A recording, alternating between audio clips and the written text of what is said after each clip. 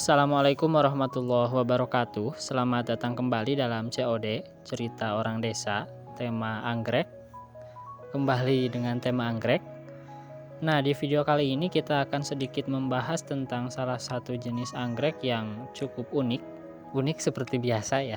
Sebenarnya ini sengaja saya blur pengambilan gambarnya, tapi kayaknya ketebak juga sih ya. Oke lah, sebentar kita perbaiki dulu kualitas gambarnya. Nah, segini cukup kayaknya.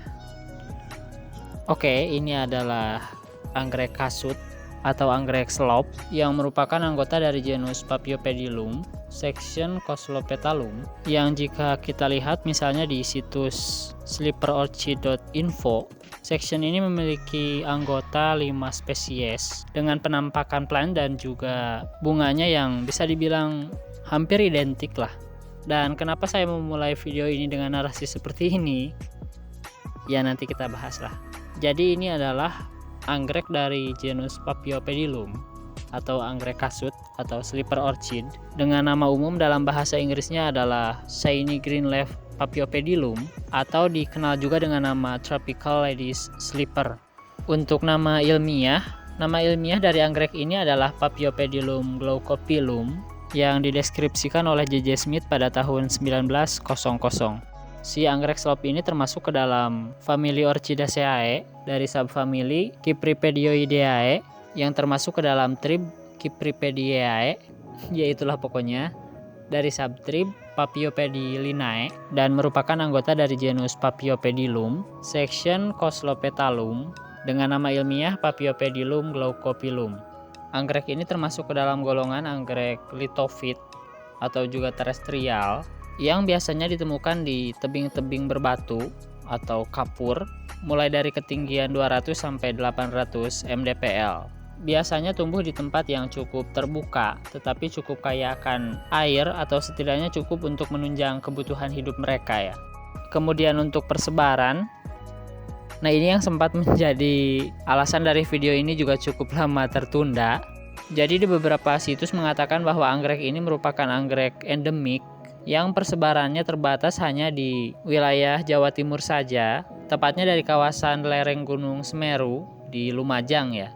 Nah, yang membuat saya bingung dan terpaksa menghentikan sementara pembuatan video ini kemarin adalah karena saya menemukan anggrek ini justru di Jawa Barat, tepatnya di Tenggara Jawa Barat ya, yang kalau dihitung secara jarak terlalu jauh ya, maksudnya kan masih ada Jawa Tengah.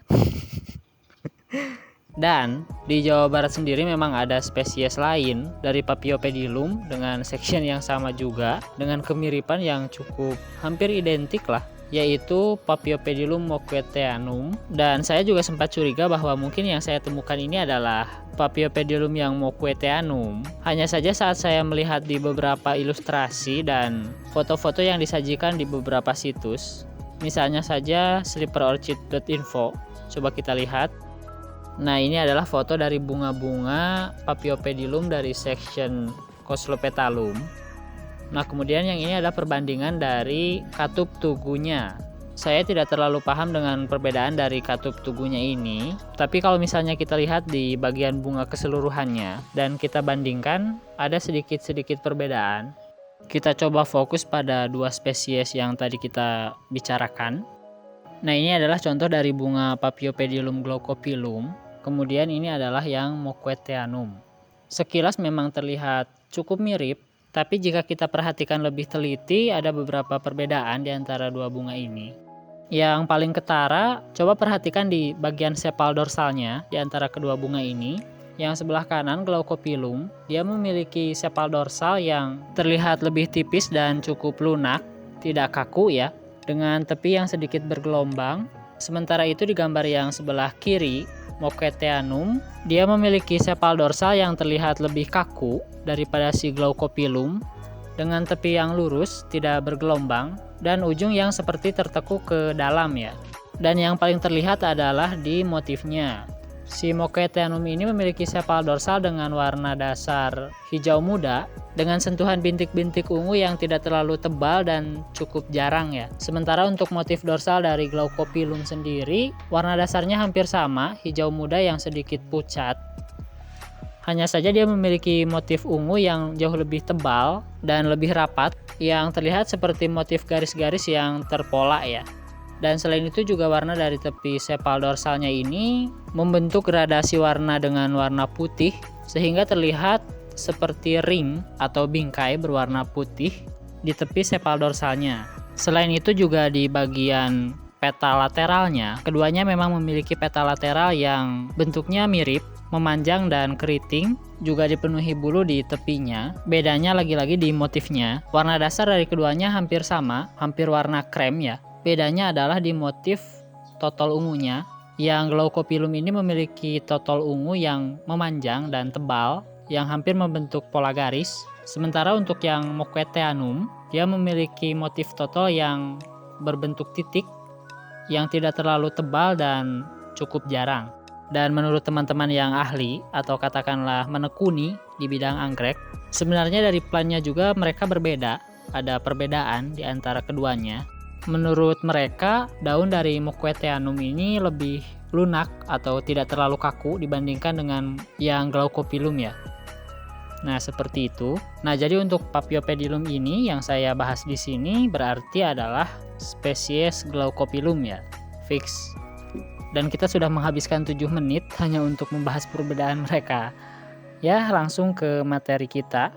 Jadi tadi kita sampai di persebarannya endemik di Jawa Timur, dan ternyata ditemukan juga di Jawa Barat di bagian tenggaranya, yang itu artinya mungkin tidak menutup kemungkinan bisa ditemukan juga di tempat-tempat lain, khususnya di Pulau Jawa ya. Jadi untuk sekarang mungkin kita sebut endemik Pulau Jawa dulu aja ya. Biasanya tumbuh di tempat terbuka, di tebing-tebing berbatu atau kapur seperti yang saya bahas tadi, mulai dari 200 sampai 800 mdpl, dan merupakan anggrek litofit atau juga terestrial.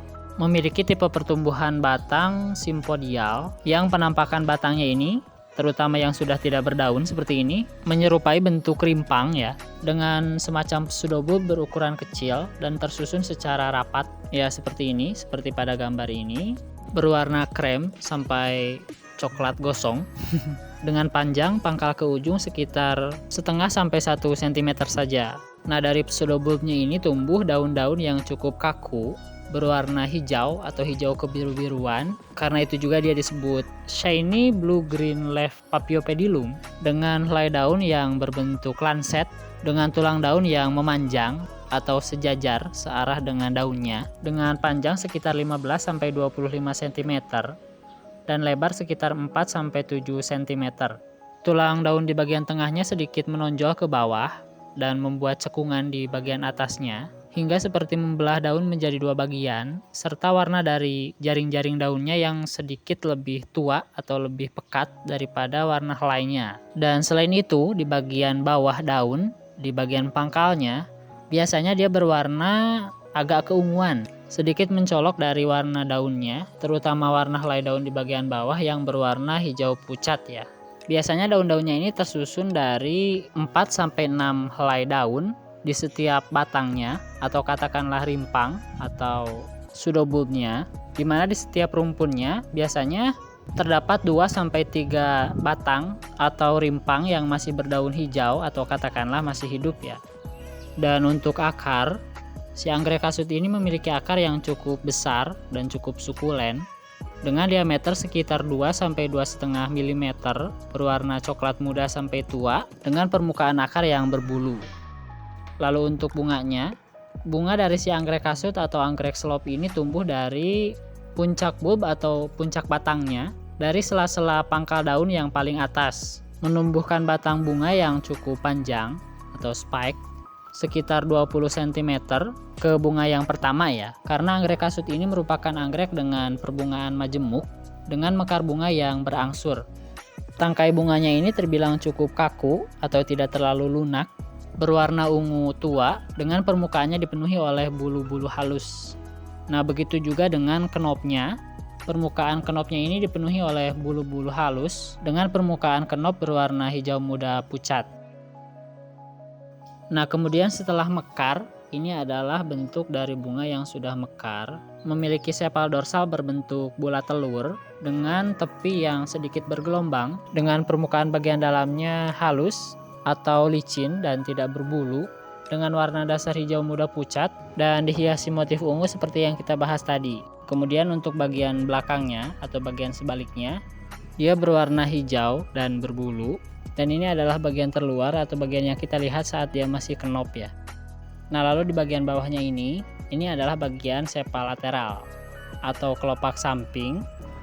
Nah, berbeda dengan anggrek-anggrek pada umumnya yang biasanya memiliki sepasang sepal lateral, anggrek selop ini hanya memiliki satu sepal lateral saja dengan bentuk yang hampir serupa dengan bentuk sepal dorsalnya dengan ukuran yang sedikit lebih kecil. Sama-sama berbulu di bagian belakangnya atau di bagian luar ketika dia masih kenop dengan corak atau motif yang juga serupa.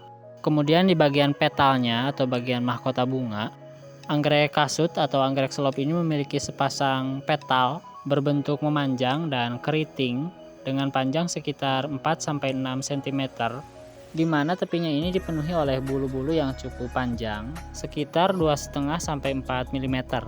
Nah, kemudian di bagian yang menjadi identitasnya, bagian labellum. Nah, ini adalah bentuk dari labellumnya, berbentuk seperti sepatu selop wanita, berwarna pink atau agak keunguan seperti ini, yang biasanya dihiasi oleh titik-titik tipis dan cukup renggang berwarna ungu yang lebih gelap. Dengan mulut labellum, ya labellumnya ini kan membentuk kantung, jadi ada mulutnya. Nah, bagian mulut labellumnya ini dia memiliki warna hijau muda agak kekuningan. Kemudian sedikit ke atas dari pangkal labellumnya, di sini ada tugu bunga atau kolum yang berukuran cukup pendek, bisa dibilang sangat pendek, yang ditutupi oleh semacam katup atau staminode yang cukup kaku. Dan secara keseluruhan, lebar dari bukaan bunganya ini sekitar 7,5-10 cm. Untuk waktu atau musim berbunga, sebenarnya masa berbunga dari si anggrek kasut ini bisa dibilang tidak menentu. Hal ini juga dikarenakan bunganya ini bisa bertahan mekar dalam waktu yang cukup lama, sekitar 1 bulan kurang lebih. Dan dari satu tangkai bunganya ini menghasilkan sekitar 20 kuntum bunga yang bermekaran secara bertahap atau berangsur, di mana tidak pernah lebih dari 2 kuntum bunga yang mekar secara bersamaan. Tetapi seringkali mereka memulai perbungaannya atau memulai proses berbunganya di akhir-akhir tahun, seperti di bulan Oktober atau November atau juga Desember, dan berakhir entah kapan. Yang jelas mereka berbunga cukup lama, bahkan sangat lama, terutama ketika mereka berbunga dan mereka tidak terganggu oleh hama atau sejenisnya.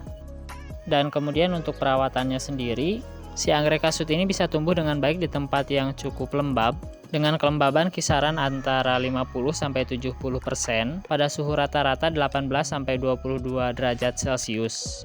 Kemudian untuk pencahayaan, anggrek ini cukup baik ditempatkan di tempat yang tidak terpapar sinar matahari secara langsung, walaupun mereka juga bisa ditempatkan di tempat yang terbuka dan terkena sinar matahari secara langsung. Lalu untuk penyiraman, mereka baik disiram secara teratur sepanjang tahun dengan pemupukan yang teratur dan terkontrol. Nah, oke teman-teman, untuk video kali ini mungkin cukup segitu dulu. Terima kasih karena telah menonton video ini sampai selesai. Untuk saran, kritik, atau masukan apapun bisa langsung ditulis di komen di bawah. Dan akhir kata, salam edukasi, salam sukses, dan wassalamualaikum warahmatullahi wabarakatuh.